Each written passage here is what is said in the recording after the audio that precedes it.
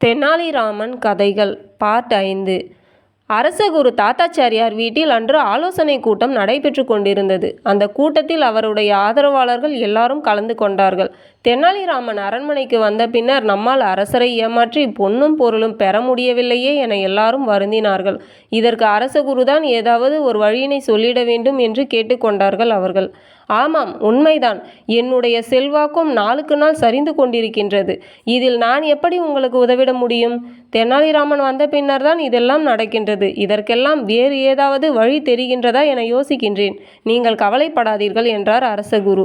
அதன் பின்னர் அரசகுரு மன்னரை காணச் சென்றார். அந்நேரத்தில் மன்னர் தெனாலிராமனோடு பூந்தோட்டத்தில் அமர்ந்திருந்தார். மன்னர் அரசகுருவை வரவேற்றார். வாருங்கள் ராஜகுருவே, இப்போதுதான் நான் தங்களை பற்றி நினைத்தேன்.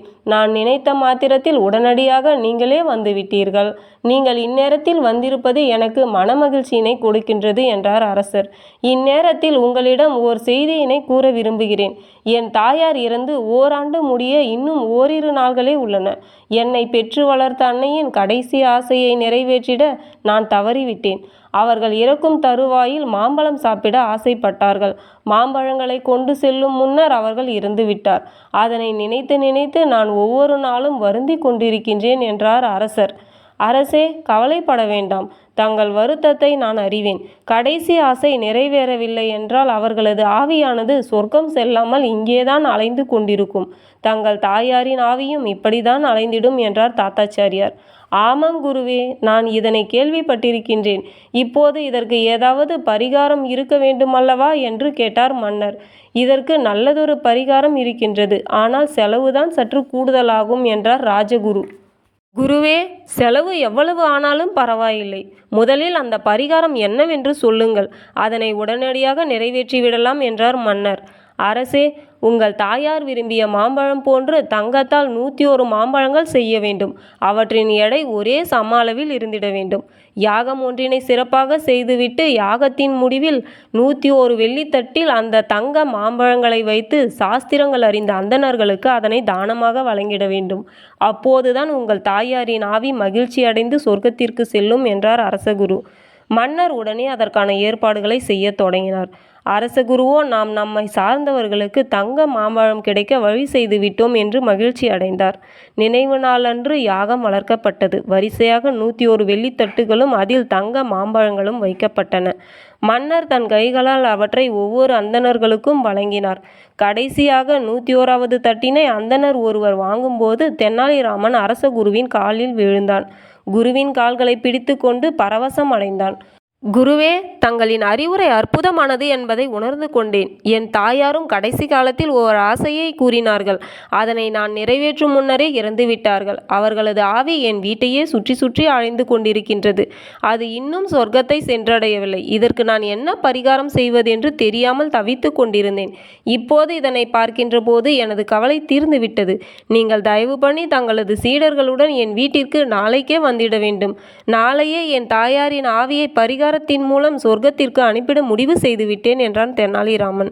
தெனாலிராமன் இவ்வாறு கூறியதும் அரசகுரு மகிழ்ச்சி அடைந்தார். தெனாலிராமன் இப்போதுதான் நம் வசத்திற்கு வந்திருக்கிறான்.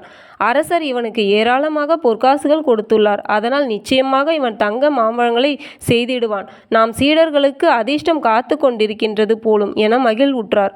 உடனே அவர் தெனாலிராமனை நோக்கினார். தெனாலிராமா, நீ உடனே இதற்கான ஏற்பாடுகளை செய்திடு.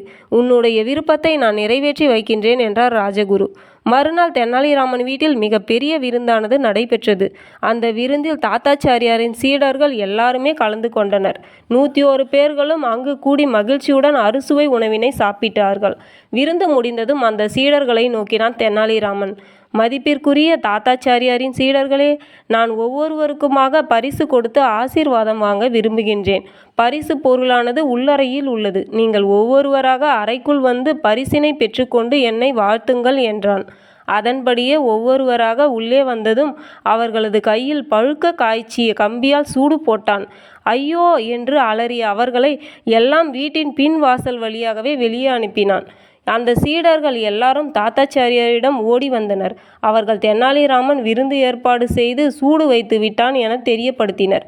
மறுநாள் அரசவையில் மன்னரிடம் இதனை தெரியப்படுத்தினார்கள். மன்னரோ தெனாலிராமனை அழைத்தார். ராமா, நீ என்ன காரியம் செய்துவிட்டாய் என்று கோபத்துடன் கேட்டார் மன்னர். அரசே, நீங்கள் உங்கள் தாயாரின் ஆவிக்கு தங்க மாம்பழம் கொடுத்து பரிகாரம் தேடி சொர்க்கத்திற்கு அனுப்பி வைத்தீர்கள். என் தாயாருக்கோ வலிப்பு நோய் வந்து கஷ்டப்படுத்தியது. வைத்தியர்கள் கையில் சூடு போட்டால்தான் வலிப்பு நோய் குணமடையும் என்றார்கள். நானும் அவர்களது துன்பத்தை போக்கிடுவதற்காக சூட்டுக்கோல் தயார் செய்து எடுத்து வருவதற்குள் இறந்து விட்டார்கள். அன்றிலிருந்து அடிக்கடி என் கண்முன்னே ஆவியாக வந்து நின்றார்கள். எனக்கு ஏன் சூடு போடவில்லை என்று கேட்டு தொல்லைப்படுத்தினார்கள். அவர்களது கடைசி ஆசையை நிறைவேற்றி என்ன செய்திடலாம் என யோசித்தேன். ராஜகுரு தங்களுக்கு பரிகாரம் கூறியதும் நானும் என் தாயாரின் ஆவி சாந்தியடைய சூடு போட்டேன். அதன் மூலம் அரசகுரு கூறியது உண்மைதான் என தெரிந்து கொண்டேன். நேற்று முதல் என் தாயாரின் ஆவி வரவே இல்லை. தங்கள் தாயாரின் ஆவி சொர்க்கம் சென்றிருப்பது போன்று என் தாயாரின் ஆவியும் சொர்க்கம் சென்று விட்டதாக நம்புகிறேன். இதற்கெல்லாம் ராஜகுருவுக்கு தான் நன்றி சொல்ல வேண்டும் என்று கூறி முடித்தான் தெனாலிராமன். ராஜகுரு பரிகாரம் என்று நம்மை ஏமாற்றி அவர் சீடர்களுக்கு தங்க மாம்பழங்கள் கிடைக்க இப்படி நடந்துள்ளார். அதனை உணர்த்திடவே தெனாலிராமன் இவ்வாறு நடந்துள்ளான் என்பதை மன்னர் புரிந்து கொண்டார். பின்னர் அவர் அதனை வெளியே காட்டிக் கொள்ளவில்லை.